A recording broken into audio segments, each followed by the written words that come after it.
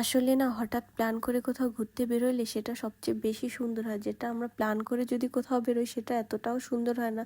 দেখা যায় আমরা প্ল্যান করি যে আমরা একসাথে ওই দিন বের হবো বা ঘুরতে যাব, যে কোনো কিছু, সেটা না কোনো কারণে যাওয়া হয় না। তো ওই দিন আমরা জাস্ট 2 মিনিটের প্ল্যানে হঠাৎ করে বেরিয়ে পড়ি যে মার্কেটে কি আছে দেখার জন্য। তো এই যে তাঁতের যে এই 3 পিসগুলো, এগুলো এত সুন্দর ছিল, একটা থেকে একটা অনেক সুন্দর।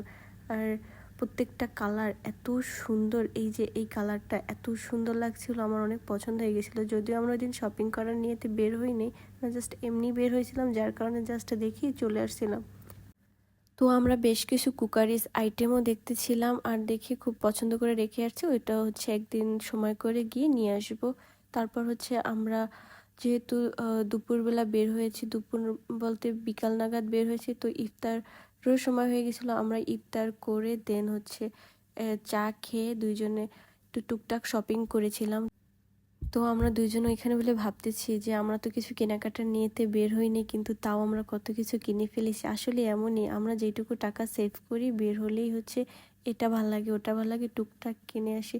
তো র্যান্ডমলি ওই দিনটা অনেক বেশি স্পেশাল ছিল, কারণ একদমই হুটহাট, একদম প্ল্যান ছাড়াই চলে এসেছি। তো যাই হোক, এটা কিন্তু একটা চিঠি, সুন্দর না?